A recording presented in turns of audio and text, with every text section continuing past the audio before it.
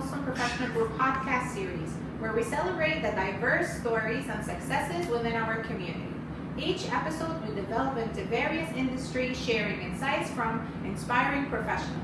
Today, we will dive into the heart of culinary culture and have the pleasure of speaking with the dynamic duo behind the Amin Shawarmas and Grill, Susie and her husband, brother Amin. Together, they have created a culinary haven that celebrates Middle Eastern cuisine and family traditions.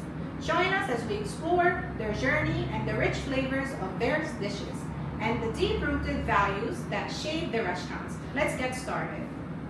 Assalamu alaikum wa rahmatullahi wa barakatuh. This is the Muslim Professional Group. We're here today at Amin Shawarma and Grill, and we have brother Amin and sister Susie with us, and they will talk to us about their business, Amin Shawarma and Grill, and we will deep dive into the heart of Amin Shawarma and Grill and know their story. So, assalamu alaikum, can you introduce yourself for us? Alaikum salam rahmatullahi wa barakatuh. I'm Susie. I'm the owner of Amin Shawarma and Grill, both me and my husband, and this is Amin. I'm the owner of the Shawarma and Grill too. Amazing. So, Susie, let's start with you. What prompted you to start Amin Shawarma and Grill? What made me really want to start Amin Shawarma and Grill was we wanted to bring authentic Egyptian food in the area, and the only way you can get Egyptian food is if you travel to like Queens or if you go to New York. We needed something like more up north, and we wanted people to try our spices, our flavors, our dishes. It was like we just wanted to bring Egypt to the people. Amazing. So, what do you both enjoy most about running this restaurant? It's the business restaurant right now is not easy like the people think. It's tough about the cost and all the stuff. But hey, we like food and we like to share especially the Egyptian food. We like to share with the people and we like to give different foods. Amazing. That's really good. So we can continue with your brother Ayman. Can you talk to us through a typical day at this restaurant and tell us a little bit more about your daily routine? How does it look like, and how do you both divide responsibilities? Like actually we come like early in the morning to prepare the food, and we have a lot of stuff to do like before we open. We have to be ready for the customer. Customers start to come like around 11:30 in the morning, and should be everything is ready for them. That's all. That's amazing. What about you, Susie? So we all have different responsibilities here. Everybody knows what they're supposed to do. Like certain Egyptian dishes, he takes care of. I take care of certain Egyptian dishes. We mostly do a lot of teamwork here. Everybody has to know how to do everything, so everything is prepared the same way. Whether he's here, I'm here, or we're both not here, at least everybody knows how our dishes and recipes are prepared daily. That's great. So we're going to go a little bit into culture influence, right? This is an Egyptian restaurant, it's an Egyptian cuisine. So how does culture influence the way you run your restaurant? Because we just love being Egyptian. That's amazing. We love being Egyptian. We love it, and we're proud of what we are, and we want to share it with everybody else. That's good. Are there any specific family recipes that you like to incorporate into your business on a daily basis? I think we already do. What are they? So a lot of recipes that we incorporate are like the kosheri. We do the macaroni bechamel. Like we have a recipe that is family-based, only one of a kind. We grew up from a family that loved to cook. Both me and Ayman, his mom loved to cook. She would cook for the community and for families. My mom was the same way. We've always had people come over the house, and people would always come for dinner. So we were used to incorporating a lot of foods and dishes that was from our culture. That's really impressive. Thank you so much for that. So, Susie, how do your family traditions play a role in the meals you serve? Because my mom, it was like you can't get the Egypt out of mom. No matter what, she came here when she was 16 and she was still very traditional. So she raised us to be traditional with our Egyptian roots, our Egyptian food. She cooked every single day. I'm sure Ayman could say the same thing. His mom used to cook every single day. So we always had the culture aspect of the dishes that we would eat every day. So what is one dish each of you that you always asked your parents to make for you and you make it here? Macaroni bechamel for me, and I always ask Susie to do it for me, and she cook it, and believe me, it's very, very, very good. So tell us a little bit more. Of course, a lot of people know what's macaroni bechamel, but if you can just describe the ingredients in it.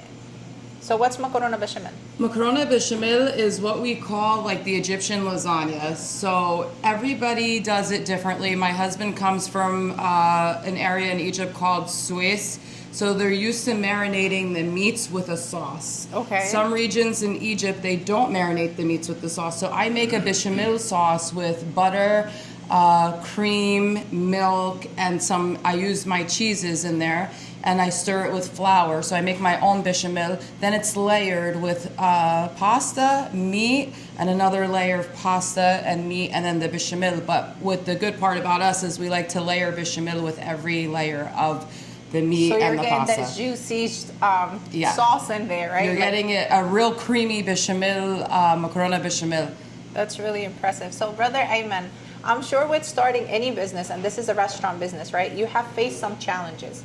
Can you kind of tell us, our audience, what are some of the challenges that you have faced when you started your business? Number one is everything about the God's hand. Like, we didn't do anything. And the Quran said, رزقكم في السماء وما توعدون. You didn't do anything. Believe me, you just ask God and you go ahead. That's it. And then, alhamdulillah wa ni'ma billah, I agree with you 100%. Everything is in His hand. So what are, of course you had to struggle a little bit with your business, right? So what are some of these struggles? What are the things that you ran into? Was it successful from day one? Or was there anything like, you had customers? Some of the things that, if someone decides that they want to start a successful business like yours, and you would kind of like guide them. I believe like any kind of business, especially the food business, it's hard from the beginning, at least like the first 2 years. It's very, very hard. And especially now, because the cost of the food now, it's very like, it's hard for everybody to spend a lot of money. It's not like before. Before it's easy to go do the shopping and you spend a lot of money. But now everybody, like think about the money now. Like nobody want to spend like before. But then remember, spending is quality, right? So when you spend that money, you're getting quality food, quality ingredients. Exactly. But for us, like we always have the quality is number one. Quality and the customer service. I can attest to that, by the way, because I always eat and order from them. She does. So, their shawarmas, like, they have their hawashis. They're like, we discuss more about some of their menu, but they really have a lot of great things. So thank you so much. That's great. So I know I hear a lot of flavors and spices into the meals and a lot of love into it, right? So tell us a little bit more. What is some unique flavors and spices that define the Middle Eastern, and this is for you, Susie, the Middle Eastern cuisine? So we like to use a lot of vegetables, a lot of onions, a lot of garlic. We use our old spices that we grew up on, like coriander, cumin, a whole bunch of unique spices that we mix together, and then we put it in to marinate our food. So that also gives you the taste of like a Middle Eastern taste. Also, every region of the Middle East has almost the same kind of food, but it's called differently and it's marinated differently. So every region has its own spices. Amazing. And what is one spice that you cannot live without? Oh my God, that's so hard. That's for both of you now. That is so hard. Like I need all my spices. No, but the seven spices, right. 7 spices, we use it a lot. Yes. Okay. 7 spices, we use it a lot. So that's the one thing you cannot. It's not only one I thing. agree. I agree with him because it's mixed with several seasonings in there. So if I had to not live without that, it would be difficult because you could, you can use that for so many different things. Amazing. That's really great. So we'll go into the next question. Knowing you personally also, as a restaurant owners, there's a lot of community connections, right? What I mean by that, how do you see the food bringing people together into the community? Food always brings people together, especially when you are involved in a group and everybody brings their culture in. you're able to see so many different cultures, so many different flavors, so much different food. And I think that always brings people together, is learning about different cultures and different foods and different spices and seasonings. And food always brings people together. Food is closer to your heart and tummy, isn't it? Yes. Very good. At least to mine. At least to everyone. No one can go wrong about food, right? Yes. Can you each share like a memory about a moment of family gathering that centered around food? That's every gathering. That really is. I mean, we never gather as a family without food. I agree. What about you, Brother Of course, Ayman? yeah, we're always around the food. If the food is not there, what are you gonna do? Every You're gonna go gathering eat, is about have fun, food. and that's it. right, that's really good.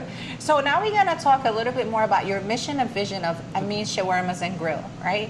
I want either both of you or each of you tell me exactly what is that mission, what really describes you and makes you unique. What makes us unique is we love to listen to you. We love to hear back from you. We love to make you happy. So our whole vision is we want to share the love pretty much with everybody and build community around us. So being here, we have met so many people. We built our own community. We love to help out people that need our help. Our vision is to expand to be able to help others and help many more people that want to open businesses, and let them know by experience what they could avoid, what they can do, what they need to do. At least we can share what we went through. So this way we can help others avoid that. That's really great. So the next question is going to be about cooking at home. And this question is for both of you. So some of the listeners or the audience there, they want to know who cooks more at home. That's a given. I be honest with you 100%. I help her a lot. He does. She cook and I eat. So he has two jobs. He helps, I cook, and he eats. See? So that's amazing. That's very easy. And he does most of the cooking here. I can see. I'm honest. We do all the always do cooking everything evenly. together. Oh, Yeah, that's so good. we do all it evenly here. Everybody does everything evenly. That's Yes. very good. That's great. So what is your favorite part about serving your customers and sharing your culture with them? I believe is the customer service is number one, and we have a good customer service. We listen to the customer. If anybody has a complaint, like we talk and we try to fix it right away. We don't say, "Oh, okay, have a good day." No, we listen and we fix it right away. Yeah. Even if he says something, we try to fix it in a second. And if something wrong with the blada, with the sandwich, and we have to fix it right away, we change it right away, and the customer leave with happy. Absolutely. Their feedback is really what we strive for. That's really impressive. So I have recently watched a video that you both have made about community initiatives, okay? And then it was about wanting, if anyone is hungry, you don't want to leave anyone hungry for the next blessed month of Ramadan that is taken. It's going to be like in around 3 days. Can you tell us a little bit more about that community initiative that you're both are so passionate about? Yes. So this year, last year we tried it in discreet. This year we wanted to open it up to people that want to help sponsor. What we're doing is every day, daily, we are sponsoring meals to people that are in need. We know some people are very prideful, don't want to ask for anything. So we know people that know of these people that will be sent to them confidentially. Some of the donors, we will not mention who the donors are. We will not mention where these families are, just out of respect for these families. But the whole month, we want to, every single day, is sponsor meals to people that are in need, that will not be able to, or have a problem thinking of what they're going to eat that day. We don't want that to be their problem. We want that day for them to worship and not worry about the end of the day when they break their fast, what are they going to eat, because we're going to bring it to them. Absolutely. That's great. Would you like to share anything? Of course, I believe the God, He gave me the business to help the people. Yeah. And Very if I can nice. help, I help. Believe me. So what is one last message that you both want to give back to your customers, to the audience about Amin Shawarma and Grill, and the soul compassion that I see in both of you about running this family business? Always do everything with good intentions. Always open up to meeting people and listening to what they have to say, and continue to strive. Fear God. Absolutely, fear God. Would you like to say anything in Arabic to your Arabic listeners? هاي طبعا كل سنة وانتم طيبين بمناسبة رمضان، ورب إن شاء الله يجعلها سنة خير على الجميع إن شاء الله وعلى المسلمين إن شاء الله. أحب أقول إن إحنا إن شاء الله يعني إن شاء الله النية موجودة إن إحنا نساعد الناس كلها، فلو أي حد محتاج أي حاجة يا ريت يتواصل معنا على طول، وإحنا إن شاء الله اللي إحنا هنقدر نعمله هنعمله وهنعمل أكتر إن شاء الله. وإحنا إن شاء الله يعني عايزين نقول لكم كلكم كل سنة وانتم طيبين ورمضان كريم على الجميع.